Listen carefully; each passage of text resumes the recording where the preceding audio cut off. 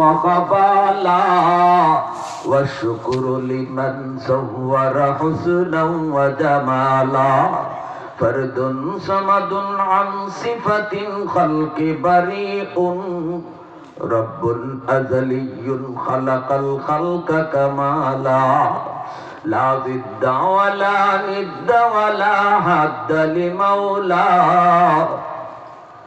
لا ضد ولا ند ولا حد لمولى الآن كما كان ولم يلق زوالا الآن كما كان ولم يلق زوالا আবারও মুসলমানের আওয়াজে বলি আল্লাহু আকবার। এজন্য আমার ভাইরা বন্ধুরা একটু দিলটা নরম করে কথাগুলি বোঝার চেষ্টা করো। হাসরের ময়দানে আল্লাহ পাক মাহফিলে বসাকে ওসিলা করো, বহু বান্দারে মাফ করবেন, বহু বান্দা বান্দিরে আল্লাহ মাফ করবেন।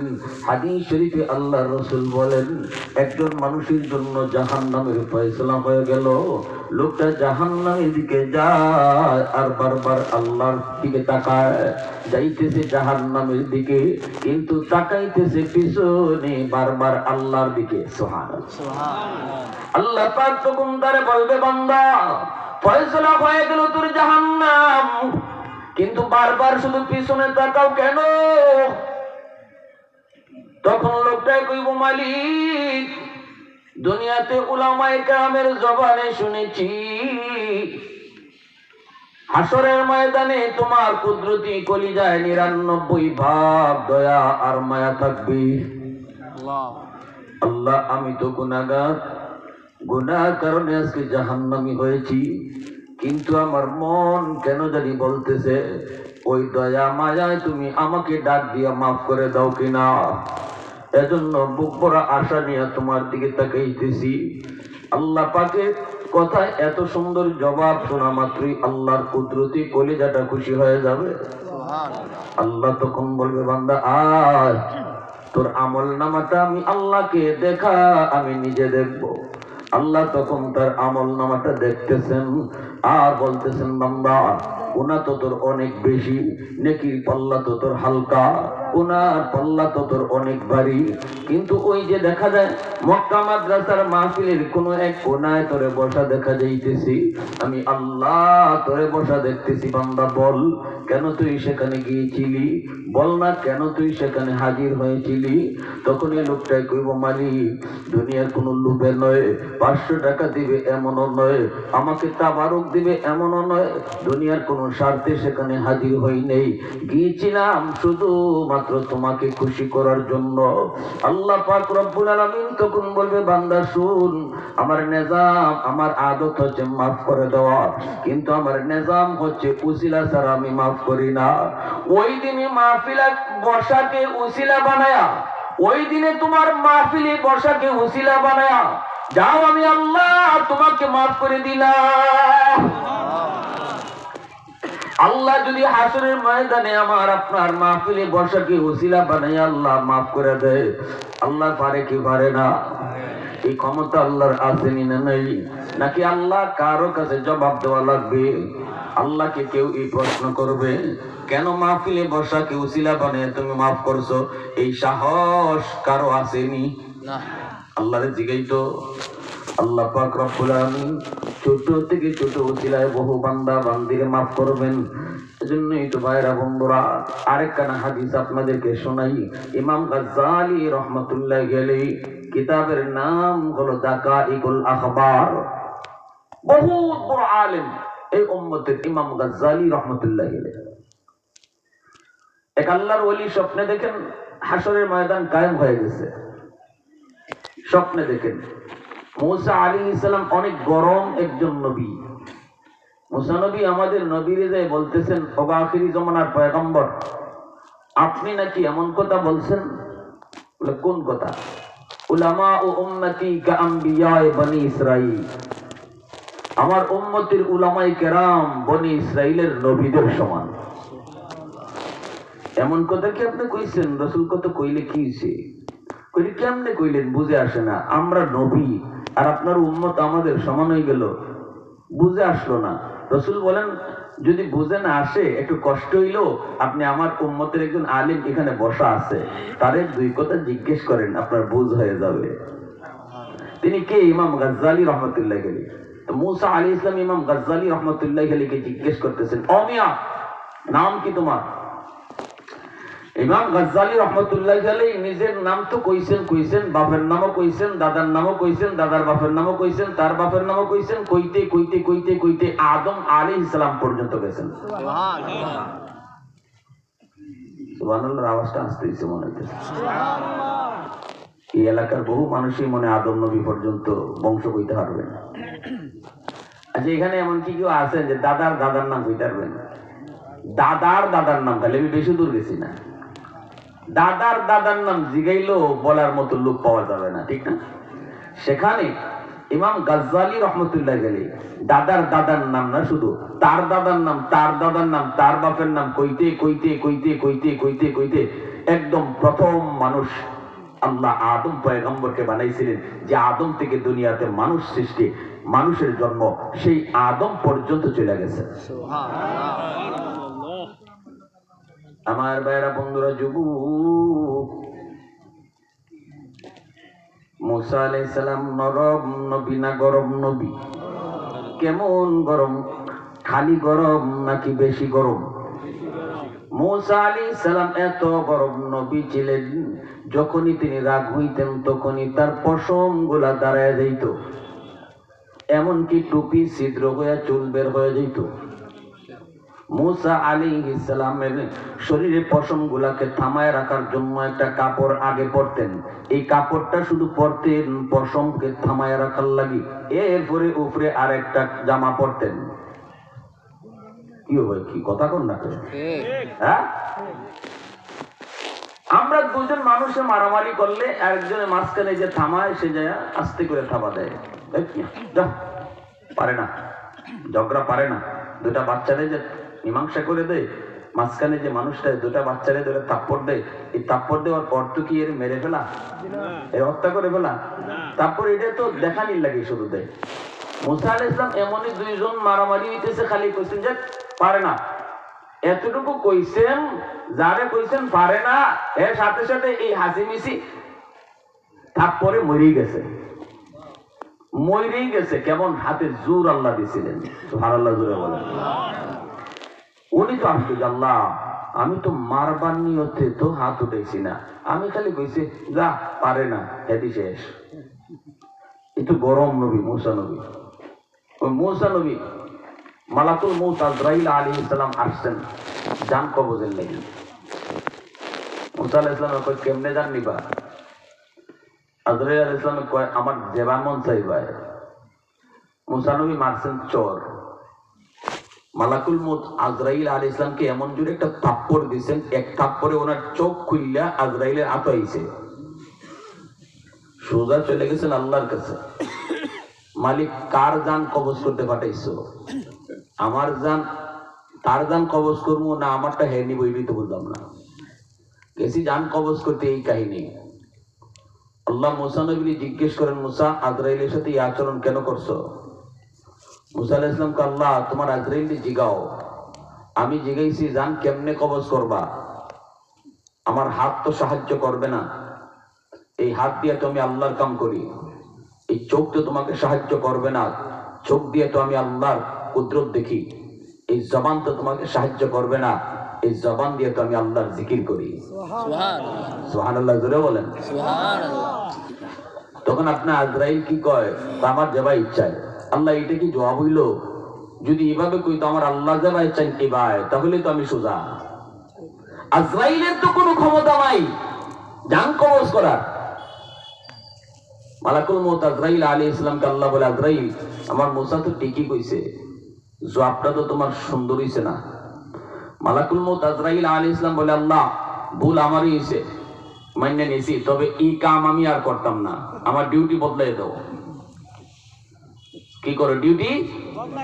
আপনার আরো তো ফেরেশতারা আছে, অনেকে ডিউটি নিয়ে আছে, জান কবজের ডিউটি আমারে আর দিয়েন না, কারণ এটা বেশি সুবিধা না। আজকে আমার চোখ উঠছে, আগামীকাল কিতাব ঠিক নাই, এটা কেউ পছন্দ করে না। বাপের সামনে পুত্রী নিয়ে আসি, পুত্রের সামনে বাপের জান কবজ করে নিয়ে আসি, কোন ছেলে এটা সইতে পারবো আর কোন বাবা এটা সহ্য করবো যে সন্তানের জান কবজ করে নিতেছে? আমারে তো কোন দিন জানে আটকাইলাই দরজা বন্ধ করে, তাও ঠিক নাই। আবার গালি তো ফিরি, ঠিক না নি? আজরাইলের খাইয়া কোনো কাম নাই, আইসে আমার আব্বারে নিত। আজরাইলের খাইয়া কোনো কাম নাই, আইসে আমার পুত্রী নিত। আল্লাহ পাক ওই সময় পর্যন্ত মালাকুল মউত আজরাইল আলাইহিস সালাম মানুষের সুরত ধরে জান কবজ করতে আসতেন। তখন আল্লাহ পাক বলে, আজরাইল দায়িত্ব তোমারই, তবে সিস্টেম পাল্টাই দিতেছি। এখন থেকে তুমি জান কবজ করতে যাবা, কেউ তোমারে দেখবে না। দরজা লাগাইবো কখন, তোমারে আটকাবে কখন, আটকানোর কোনো সুরতই পাবে না। সব বানাইতে পারবে, বুলেট প্রুফ গাড়ি বানাইতে পারবে, বুলেট প্রুফ জ্যাকেট বানাইতে পারবে, বাট বুলেট প্রুফ আজরাইল বানাইতে পারবে না। আল্লাহ বলেন এমন সুরতে তোমারে পাঠাবো। মালাকুল মউত বলেন, মালিক বুঝলাম, আমার কেউ ধরলো না, কিন্তু গালি যে দেয়।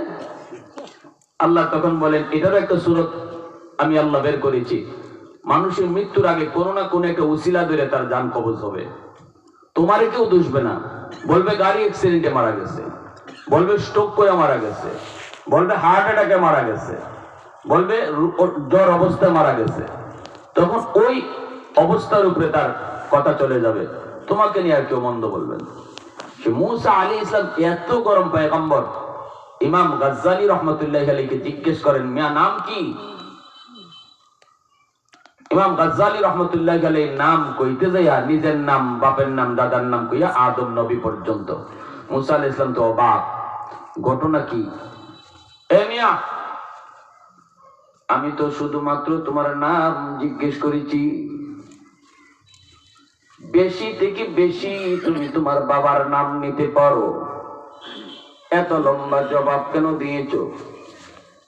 এইবার মূসা কালিমুল্লাহ বলতেছেন, আপনি যদি আমাকে বলেন এত লম্বা জবাব কেন দিয়েছি, যতদূর জিজ্ঞাসেন এত দূরই কেন বললাম না, তাহলে আমার একটা প্রশ্ন আছে আপনার কাছে। মূসা কালিমুল্লাহ বলতেছেন, কি প্রশ্ন বলো? কগো পয়গম্বর, আল্লাহ আপনাকে জিজ্ঞেস করেছিল, ওয়ামা তিলকা বিয়ামিনিকা ইয়া মূসা। আল্লাহ বলেছিল, মূসা ডান হাতে তোমার এটা কি? নবী গো, আপনার ডান হাতে ছিল লাঠি, আপনি বলবেন এটা আমার লাঠি। মালিকের প্রশ্নের জবাব শেষ, কিন্তু আপনি তো জবাব এখানে শেষ দিলেন না, আপনি তো জবাবটা অনেক লম্বা করে দিয়েছেন। ক্বালা হিয়া আসাই, ক্বালা হিয়া আসাই আতাওয়াক্কাউ আলাইহা ওয়া আহুশু বিহা আলা গনামি ওয়া লিয়া ফিহা মাআরিবু উখরা। আপনি সেদিন বলেছিলেন, মালিক এটা আমার হাতের লাঠি, এই লাঠি দিয়ে আমি বর্দিয়া চলি, এই লাঠি দিয়ে আমি ছাগল চড়াই, এই লাঠি দিয়ে আমি গাছের পাতা পারি। ওগো নবীজি, আল্লাহ তো আপনার কাছে লাঠি দিয়ে কি করেন এটা জানতে চান নাই, আল্লাহ শুধু জানতে চেয়েছিলেন হাতে আপনার কি। কিন্তু এত লম্বা জবাব আপনি কেন সেদিন দিয়েছিলেন? আগে এই জবাব দেন, এরপরে আমি আমার জবাব দিমু। মুসা নবী অবাক হয়ে গেলেন। এমনি এমনি তো আখিরে নবী কয় নাই, উলামা উম্মতি কাম্বিয়া বনি ইসরাইল। এমনি এমনিতেই তো আখিরি নবী বলেন নাই, আমার উম্মতের একজন আলেম এই জায়গায় বসে আছে, তারে আপনি কিছু জিজ্ঞান। এমনি এমনি তো কোন নাই। মূসা নবী কিছুটা টের পেয়ে গেছেন। এইবার তখন তিনি জবাব দিয়া বলতেছেন, ও মিয়া শুনো, আমি তো আমার মাশূকের সাথে কথা বলার সুযোগ পেয়েছি। আল্লাহ পাক বলেন আমার মাশূক, আমি হলাম আল্লাহর আশিক। আশিক যখন মাশূকের সাথে কথা বলার সুযোগ পায় রে, তখন অল্প কথায় তো মন ভরে না, কথা যত লম্বা হয় ততই তখন মজা লাগে। দেখবেন দুনিয়া তো যখন একজনের সাথে আরেকজনের ভাব, একজনের সাথে আরেকজনের মহব্বতের সম্পর্ক থাকলে পরে দেখবেন এক কথায় দুই কথায় মন ভরে না, অযথাই কথা খালি লম্বা হয়। আওয়াজ দিয়া বলেন ঠিক কিনা? যুবকরা খুব ভালো বুঝবো, ঠিক না?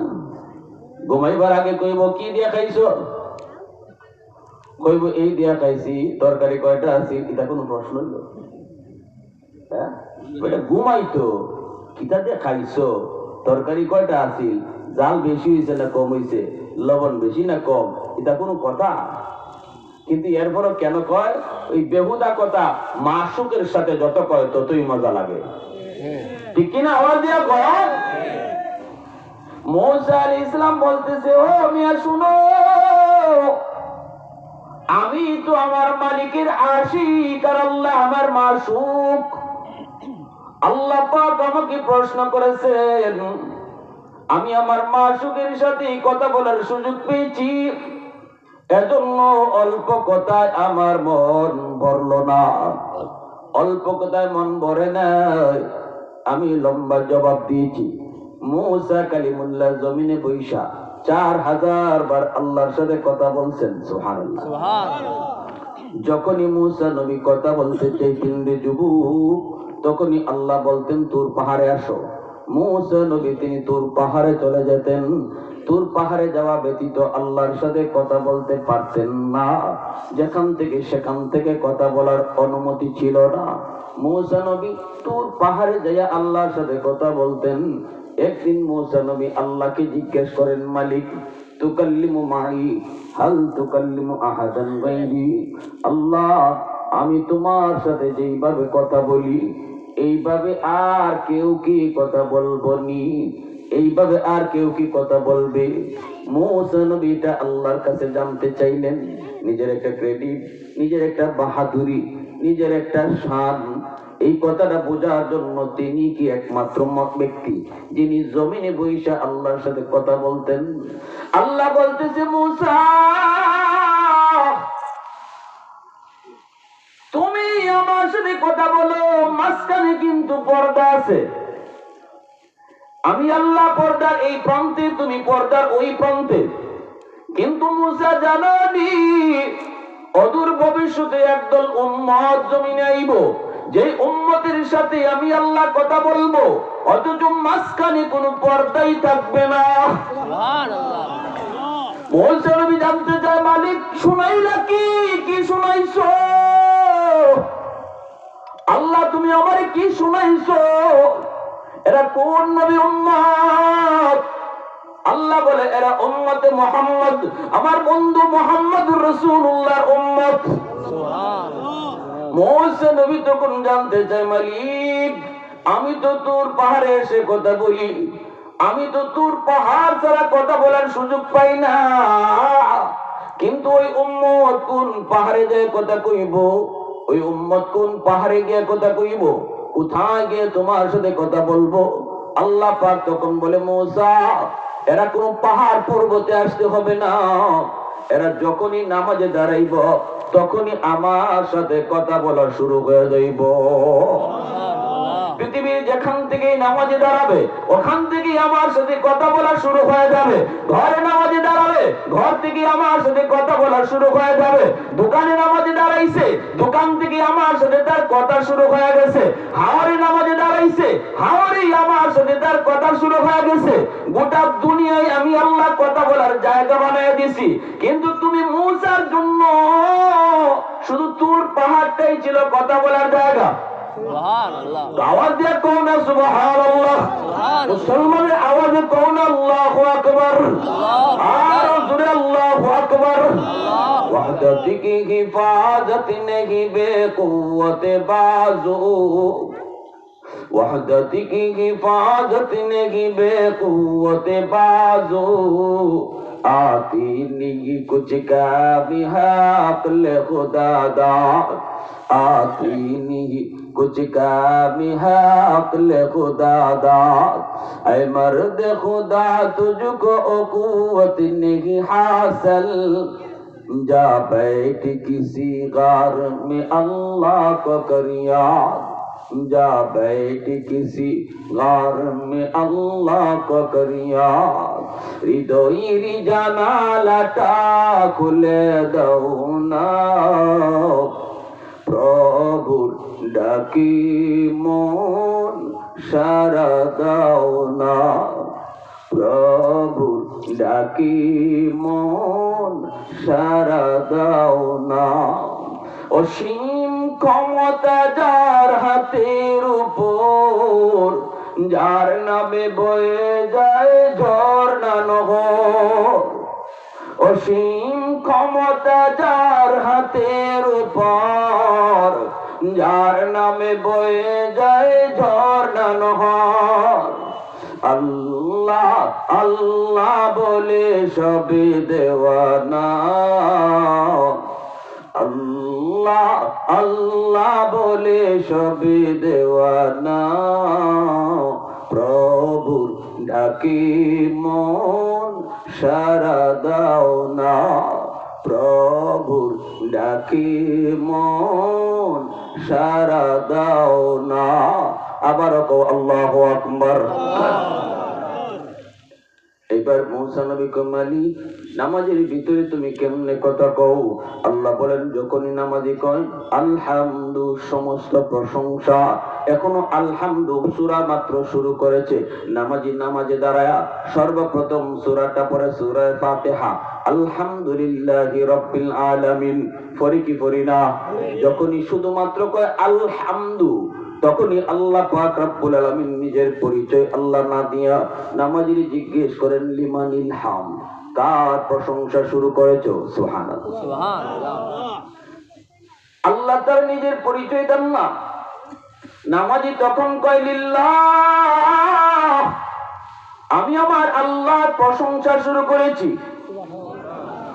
আল্লাহ তখনও তার পরিচয় দেন না পরিচয় না দিয়ে আল্লাহ আবারও নামাজির জিগায় মানিল্লাহ কে তোমার আল্লাহ কি তোমার আল্লাহ তো কও নামাজি তখন কয় রব্বিল আলামিন যিনি রব্বুল আলামিন তিনি আমার আল্লাহ আল্লাহ তখনও পরিচয় দেয় না আল্লাহ কয় মানির রব কি তোমার রব নামাজি তখন কয় আর রহমানির রহিম যিনি রহমান যিনি রহিম তিনি আমার রব এবার আল্লাহ তখনও পরিচয় দেন না আল্লাহ বলেন মানির রহমান মানির রহিম কে রহমান কে রহিম নামাজি কয় মালিক ইয়াউমিদ্দিন যিনি কিয়ামত দিবসের মালিক তখন আল্লাহ পাক তার পরিচয় দেয় এতক্ষণ পর্যন্ত আল্লাহ গোপন ছিল আল্লাহ শুধু প্রশ্ন করেছে এখন আল্লাহ কয় ও বান্দা শুন এতক্ষণ পর্যন্ত তোর সাথে যে কথা বলছে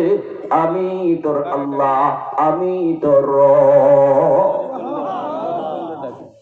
নামাজি আল্লাহর পরিচয় যখন পেয়ে গেল রে যুবক তখনই আল্লাহকে তুমি কইয়া সম্বোধন শুরু করেছে এতক্ষণ শুধু তিনি কইয়া থার্ড পারসনে কথা বলেছে যখনই আল্লাহ কয় আমি আমি তখনই কই তুমি ইয়্যাকা না'বুদু ওয়া ইয়্যাকা নাস্তাঈন আল্লাহ তুমি আমার রব তুমি আমার মালিক তুমি আমার রহমান আল্লাহ কয় তখনই কয় আমি তোমারই ইবাদত করি তোমারই কাছে সাহায্য চাই সুবহানাল্লাহ যখনই আল্লাহর আল্লাহ তোমারই ইবাদত করি তোমারই কাছে সাহায্য চাই তখন আল্লাহ পাক খুশি হয় তখন নামাজীরে জিজ্ঞেস করেন বান্দা বল বল তুই কি চাও যা চাইবা আমি তোমারে তাই দিমু যা চাইবা তোমাকে আমি তাই দিমু নামাজি কিন্তু সেদিন কয় না আল্লাহ ঢাকা শহরে আমারে 5 তলা বাড়ির মালিক বানাও আল্লাহ আমারে টাঙ্গাইল শহরে বাড়ির মালিক বানাও নামাজি কয় না আল্লাহ আমারে 10টা ছেলে সন্তান দাও নামাজি তখন কয় না দুনিয়ার কোনো কিছুই চায় না সবচেয়ে বড় চাওয়াটাই আল্লাহর কাছে চায় সবচেয়ে বড় চাওয়াটাই চায় ইহদিনাস সিরাতাল মুস্তাকিম আল্লাহ তুমি আমাকে জান্নাতে যাওয়ার রাস্তা দেখায় দাও সুবহানাল্লাহ চাইতে পারতো দুনিয়ার কোনো কিছু আল্লাহ কিন্তু কইছে কি চাইবে তুই চা যা চাইবে তোরে তাই দিব চাইবি যা তা পাবে তা কিন্তু নামাজি তখন চায় সবচেয়ে বড় চাওয়াটা, সবচেয়ে বড় পাওয়াটা, যেই পাওয়াটাই হলো দুনিয়াতেও সফল, আখিরাতেও সফল। যদি কোনো মানুষ জান্নাতে যাওয়ার রাস্তা পেয়ে যায় তাহলে সে দুনিয়াতেও সফল, আখিরাতেও। ভাইয়েরা বন্ধুরা, জন্য বলতেছিলাম মুসা নবী আল্লাহর সাথে কথা বলতেন, আল্লাহর সাথে কথা বলতেন। এইবার মুসা নবী বলতেছে, আল্লাহকে আমাকে জিজ্ঞেস করেছিল হাতে তোমার কি? আমি তো তখন বলেছি এটা আমার লাঠি, লাঠি দিয়ে আমি বট দিয়ে হাঁটি, লাঠি দিয়ে গাছের পাতা পারি, লাঠি দিয়ে ছাগল চড়াই। এত লম্বা জবাব দেওয়ার কারণ হলো আমি আমার মাসুকের সাথে কথা বলার সুযোগ পেয়েছি। এই সুযোগটারে সুবর্ণ সুযোগ মনে করে আমি লম্বা জবাব আমি দিয়েছি। তখনই ইমাম গাজ্জালি রহমতুল্লাহ আলাইহি বলতেছেন, ও আল্লাহর পয়গম্বর, আমিও জীবনে শুধু মুসা নবীর নাম শুনছি, কোনোদিন দেখছি না। সুবহানাল্লাহ, জোরে বলেন না। কোরআনে শুধু মুসা নবীর নাম শুনেছি, দেখার সৌভাগ্য হয় নাই। এত বড় জলিলুল কদর পয়গম্বর, উপাধি ছিল তার কালিমুল্লাহ। 4000 বার যিনি আল্লাহর সাথে জমিনে বৈশা কথা বলেছেন, সেই মুসা নবীর সাথে আজ আমার কথা বলার একটু সুযোগ হয়েছে। এই সুযোগটারে আমি সুবর্ণ সুযোগ মনে করে নিয়েছি। অল্প কথায় জবাব দিতে মন ভরে নাই, এজন্য আমিও মনের সান্ত্বনার লাগে লম্বা জবাব আমি দিয়েছি। সেই ইমাম গাজ্জালি রহমতুল্লাহ আলাইহির একটা কিতাব দাকাইকুল আখবার, এই কিতাবের ভিতরে তিনি নবীর একখান হাদিস এনেছেন। কিয়ামতের ময়দানে আল্লাহ পাক একজন মানুষকে আল্লাহ মাফ করতে চাইবেন, কিন্তু উসিলা পাবেন না। কোন একটা উসিলায় তারে আল্লাহ মাফ করতে চান, কিন্তু কোন উসিলা আল্লাহ খুঁজে পাইতেছেন না। আল্লাহ তখন তারে জিজ্ঞেস করবে, বান্দা বলতো দেখি, দুনিয়াতে কোন আলিমের মজলিসে তুমি বসছিলা কিনা? দুনিয়াতে কোন ওয়াজ মাহফিলে বসছিলা কিনা? দুনিয়াতে কোন ওয়াজ মাহফিলে বসছিলা কিনা যেখানে কোন আলেম কথা বলতেছিল,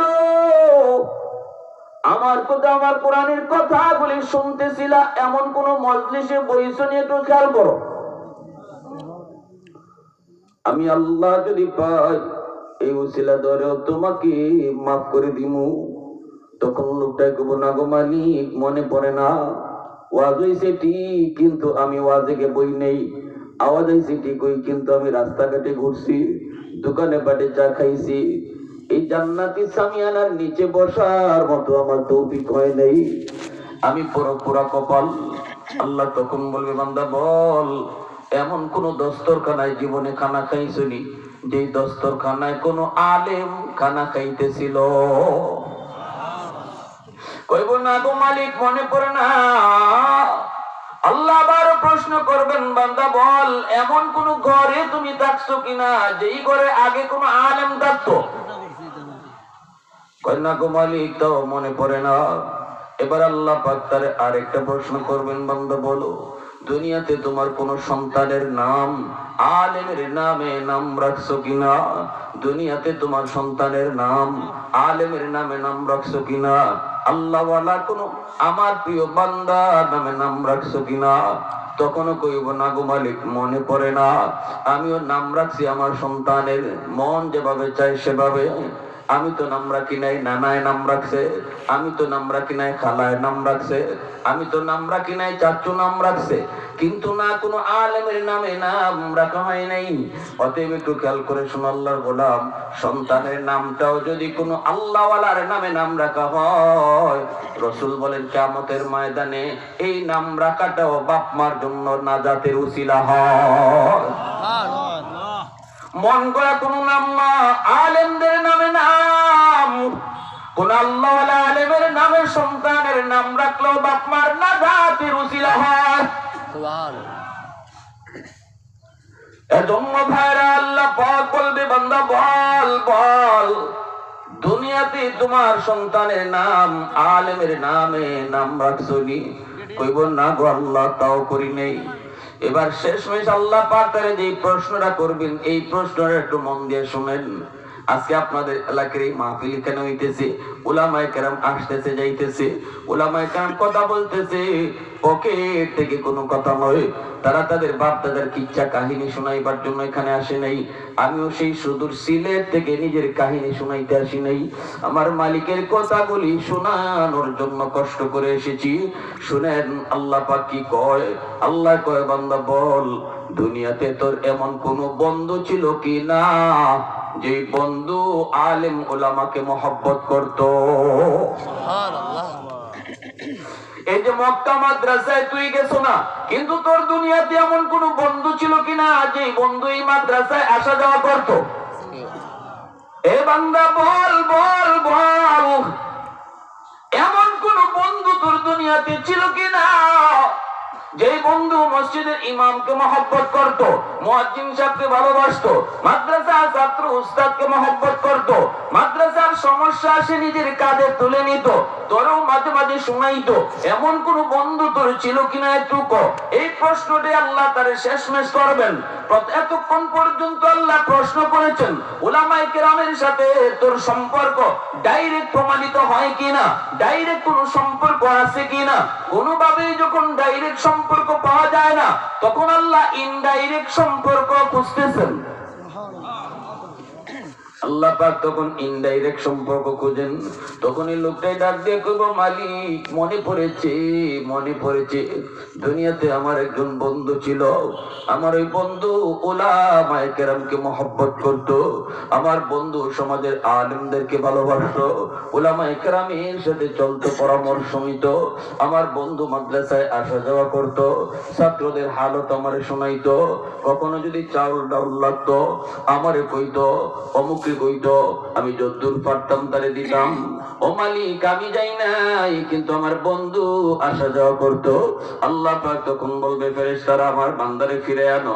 উলামায়ে কেরামের সাথে ডাইরেক্ট না, কিন্তু ইনডাইরেক্ট তার সম্পর্ক প্রমাণিত হয়ে গেছে। সুবহানাল্লাহ, আওয়াজ দিয়ে কোন সুবহানাল্লাহ। ইনডাইরেক্ট তার সম্পর্ক প্রমাণিত হয়।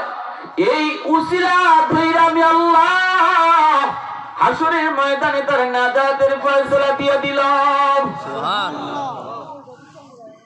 এজন্যই আল্লাহ গোলাম ফেরেশতারা যখন জিগাইব, মালিক এই মাহফিলে যতজন আইলো বইলো সবরে মাফ করে দিছ? বলে হ্যাঁ। ও মালিক সবাই তো আর শোনার নিয়তে আসে নাই, অনেকেই তো আইসে বাড়িতে যাবে, কেউ তো উদ্দেশ্য ছিল বাজারে যাবে, কারো উদ্দেশ্য ছিল আত্মীয়র বাড়িতে বেড়াইতে যাবে। মাইকের আওয়াজ শুই না বৈশা গেছে, কয়েক কিছুক্ষণ ওয়াজ শুই না যাই, এরপরে বাড়ি যাবো, কিছুক্ষণ ওয়াজ শুনি, এরপরে বাজারে যাবো, কিছুক্ষণ ওয়াজ শুনি, এরপর আত্মীয়র বাড়িতে যাবো। উদ্দেশ্য তার ওয়াজ শোনা নয়, উদ্দেশ্য তার অন্য কিছু। মাঝখানে ওয়াজে বইছে, আল্লাহ তুমি কি তারও মাফ করে দিবা? তার নিয়ত তো ওয়াজ শোনা নয়, নিয়ত কইরা ওয়াজ শোনার নিয়ত তো ঘর থেকে বাইর হয় নাই, তুমি কি তারও মাফ করে দিয়েছো? আল্লাহ তখন যে জবাবটা দেয় শোনেন একটু মন দিয়া। আল্লাহ কই, হুমুল জালিসু লা ওয়াসকা জালিসুহুম, এটা এমন এক বরকতি মজলিস, এটা এমন এক বরকতি মজলিস, এই মজলিসে যেই বসবে আমি আল্লাহ তাকে মাফ করে দিব। সুবহানাল্লাহ। আমার তো পুরা কপাল, আমি যদি এই ধরনের মাহফিলে আসতে পারলাম না, বসতে পারলাম না, এটা আমার জন্য পুরা কপাল। আজকে যে ছাত্রগুলাকে কোরআনের হিফজ করার কারণে পাগড়ি দেওয়া হবে, ধন্য ওই মা ওই বাবা, যেই মা যে বাবার সন্তান হাফেজ হয়েছে, কিয়ামতের ময়দানে আল্লাহ পাক রব্বুল আলামিন হাফেজে কোরআনের বাপ মারে আল্লাহ তালাশ করবেন, আলেম ওলামার মা বাবাকে আল্লাহ তালাশ করবেন। হাদিস শরীফে রাসূল বলেন, মান কারা আল কুরআনা ওয়া আমিলা বিমা ফিহি উলবিসা ওয়ালিদাহু তাদান ইয়াউমাল কিয়ামা। দুনিয়ার জমিনে সন্তানের মাথায় পাগড়ি পরাইলো মানুষ, দুনিয়ার জমিনে তোমার সন্তানের মাথায় পাগড়ি পরাইছে চেয়ারম্যান সাহেব, মেম্বার সাহেব, তোমার উস্তাদগণ, এলাকার মানুষজন মিলে তোমার মাথায় পাগড়ি পরাইলো, কিন্তু তোমার মা বাবার মাথায় পাগড়ি পরাইনু আমি আল্লাহ নিজে। আরো আস্তে কোন সুবহানাল্লাহ। হাফেজে কোরআনের মা বাবার মাথায়, উলামায়ে কেরামের বাপ মার মাথায় পাগড়ি পরাইবেন কে? আল্লাহ। একটু আওয়াজ দিয়া মালিকের নাম কে? আল্লাহ। সম্মান এত ইজ্জত কোরআনের খাতিরে, কারণ হলো আল্লাহ যত বড় তার কালাম তত বড়। এই কোরআনের সাথে যে সম্পর্ক রাখে তারও আল্লাহ দামি বানায়। এই যে কোরআন শরীফের গিলাফ কম দামি কাপড়, কিন্তু দামি হয়ে যায় কোরআনের সঙ্গে থাকার কারণে। পায়ে লাগলে চুমু দিই, কপালে নেই কত আদর কত শ্রদ্ধা। 2000 টাকা গোদের কাপড় পায়ে লাগলে কেউ কোনোদিন চুমা দেয় না, কিন্তু আল্লাহর কালামের সাথে যেই কাপড় টুকরা লেগে আছে গিলাফ, ওই গিলাফ যদি পায়ে লাগে মুহূর্তের ভিতরে পশম দাঁড়ায় যায়। কাঠের টুকরা যদি পায়ে লাগে কোনো ফিলিংস হয় না, কিন্তু আল্লাহর কালামের সাথে যে কাঠের টুকরা লেগে আছে, যেটাকে আমরা রাওয়াল কই, ওই রাওয়াল যদি মাটিতে পড়ে যায় পশম দাঁড়ায় যায়। কারণ কি? কাঠের দাম কোরআনের খাতিরে দামি হয়ে গেছে। ঠিক মানুষের ভিতরে যে মানুষগুলা মাদ্রাসার সাথে সম্পর্ক রাখবো, উলামায়ে কেরামের সাথে সম্পর্ক রাখবো, প্রকারান্তরে সে আল্লাহর কোরআনের সাথেই সম্পর্ক রাখবো। মাদ্রাসাকে কেন মহব্বত করো? তো আল্লাহর কালাম পড়ানো হয় এজন্য মহব্বত করি। উলামায়ে কেরামকে কেন শ্রদ্ধা করো? ওই কারণ তাদের সিনার মধ্যে আমার মালিকের কালাম আছে এজন্য। তাহলে আলেমকে ভালোবাসা, মাদ্রাসাকে ভালোবাসা, সন্তানকে মাদ্রাসা দেওয়া, সবকিছু কোরআনের খাতিরে। ঠিক কিনা জোরে কোন? এজন্যই আল্লাহ রাসূল বলেন দাউহু আহসানু মিন দাউইশ শামস, ওই মুকুটের পাগড়ির পাওয়ারটা হবে সূর্যের পাওয়ারের চেয়ে অনেক বেশি। হাসরের ময়দানে একজন আরেকজনকে বলবে এত দামি মুকুট এই লোকটার মাথায়, লোকটাকে এত সম্মান আল্লাহ দিলেন, কে সে কে সে? হাসরের ময়দানে এত দামি হইল কেমনে? আরেকজনে কইব চিনো না, কারণ তার সন্তান হাফেজে কোরআন ছিল। সন্তানের খাতিরে আল্লাহ বাবারে মারে দামি বানায় দিছে। সুবহানাল্লাহ। 10টা ছেলে স্কুলের দিকে রওনা দিয়েছিল, 20টা ছেলে স্কুলের দিকে রওনা দিয়েছিল, কিন্তু ওই বাবা তার সন্তানকে নিয়ে মাদ্রাসার দিকে আইছে। সমাজের স্রোত চলতেছিল স্কুল কলেজ ভার্সিটির দিকে, কিন্তু ওই বাপ মা স্রোতের উল্টা দিকে চলছে। মানুষেরা কইছে মাদ্রাসায় পড়ায়ও না, মাদ্রাসায় পড়লে সার্টিফিকেট মিলে না, খাইতে পারবে না, চলতে পারবে না, সংসার চালাতে পারবে না। কিন্তু ওই মা ওই বাবা মানুষের কথা কানে নেই, কারণ তাদের দিলের ভিতরে ছিল রিজিকের মালিক একমাত্র, কেবলমাত্র, শুধুমাত্র কি? আল্লাহ। আল্লাহর নাম হলো রাজ্জাক।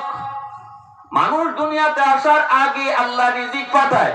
ঠিক এজন্যই দেখবেন সন্তান মার গর্ভ থেকে দুনিয়ায় আসার আগে কিন্তু মার বুকে আল্লাহ তার রিজিক দুধ পাঠায়। দুধ আগে আয় পরে আয় না, সন্তান পরে আয়, দুধ কিন্তু আল্লাহ আগে পাঠায়। এর দ্বারা আল্লাহ মেসেজ দিয়া দেয় গোলাম রিজিকের জন্য আমি আল্লাহরে কখনো ভুলবি না। রিজিকের জন্য, রিজিক তালাশের জন্য কখনো নামাজ ছেড়ে দিবি না। দোকানদারি করতে যায় কখনো আযান ভুলে যাবি না। না না, ব্যবসা করতে যায় কখনো হালাল হারাম ভুলে যাবি না। মনে রাখবি তুই পরে আইছো, তোর রিজিক আগে আইছে। ঠিক আরো জোরে কোন না সুবহানাল্লাহ। সুবহানাল্লাহ। আল্লাহ পাক রব্বুল আলামিন ওই মা বাবাকে এত সম্মান দিবেন। দুনিয়াতে তুমি যখন স্রোতের উল্টা দিকে চলছিলা, মানুষজন তোমারে কত কথা কইছে, কান্দেও নাই। আমি আল্লাহর দিকে মুআফিক, আমি আল্লাহর দিকে মুকাফিকি হয়ে যখন মাদ্রাসার দিকে রওনা দিয়েছো, মানুষ গেছে এই দিকে, তুমি এসো এই দিকে, তখনই আমি আল্লাহ তোমরা বাপ মার জন্য পাগড়ি বানায় রাখছি। সন্তানের মাথায় পাগড়ি দিবে মানুষ, আর মা বাবার মাথায় পাগড়ি পরাবেন আল্লাহ নিজে। আল্লাহর হাতে পাগড়ি পরার নিয়ত কার কার আছে একটু হাত উঠে আল্লাহর দেখুন তো। আল্লাহ তুমি কবুল করো, সবাই বলেন আমিন। আরো জোরে কোন আমিন। আল্লাহ। এজন্য আল্লাহ রাসূল বলছে কুন আলিমান আও মুতাআল্লিমান আও মুহিব্বান আও মুআইনান ফালা তাকুন খামিসা। রাসূল বলছে সাবধান, দুনিয়াতেও যদি সফল হতে চাও, আখিরাতেও সফল হতে চাও, 4 দলের ভিতরে থাকবা। কয় দল? 4 দল। হয় তুমি আলেম হও, নয় তুমি তালেবে ইলম হও, আলেম হইতেছো, অথবা আলেমদেরকে মহব্বত করো, আলেমদেরকে সহযোগিতা করো। উলামায়ে কেরামকে সহযোগিতা করা, মাদ্রাসায় সহযোগিতা করা, এর অর্থ হলো আল্লাহর কোরআনের শিক্ষা জমিনে টিকে থাকুক, এটা চাওয়া। আল্লাহ বলে আমার জমিনে কোরআনের শিক্ষা থাকবে তো আমি তুমি চেয়ারম্যানকে টিকে রাখবো, তুমি মেম্বারকে মেম্বারি করার সুযোগ দিব। জমিনে কোরআনের শিক্ষা না থাকলে কাউকে আল্লাহ জায়গায় রাখবেন না, আল্লাহ কাউকে জায়গাতে রাখবেন না। পূর্ব দিগন্তে সূর্য উঠে পশ্চিমে ডুবে, কোরআনের তালিমের উসিলায়, আল্লাহর কালামের উসিলায়, আল্লাহর কালামের শিক্ষাই যদি জমিনে না থাকে, সূর্য আর উঠবে না, সূর্য আর ডুববে না, ফসল আর হবে না, নদী থেকে আর মাছ মিলবে না, চেয়ারম্যান থাকবে কোথায়, মেম্বার থাকবে কোথায়? রাসূল বলে এটা তোমরা বুঝোই না, বুঝে আসমানের সমস্ত মাখলুক, জমিনের সমস্ত মাখলুক, গর্তের পিপিলিকা, পানির নিচের মাছ, এমনকি গাছের পাতারা পর্যন্ত কয় আল্লাহ হায়াত বাড়ায় দাও। কার? কয় হাফেজে কোরআনের। হায়াত বাড়ায় দাও। কার? উলামায়ে কেরামের। সংখ্যা বাড়ায় দাও। কার? কয় মাদ্রাসার। কেন? পাখি বলে আল্লাহ মাদ্রাসা থাকলে আমি পাখি টিকে থাকার সুযোগ পাই। আল্লাহ আলেমের হায়াত বাড়লে জমিনের হায়াত বেড়ে যায়। আমি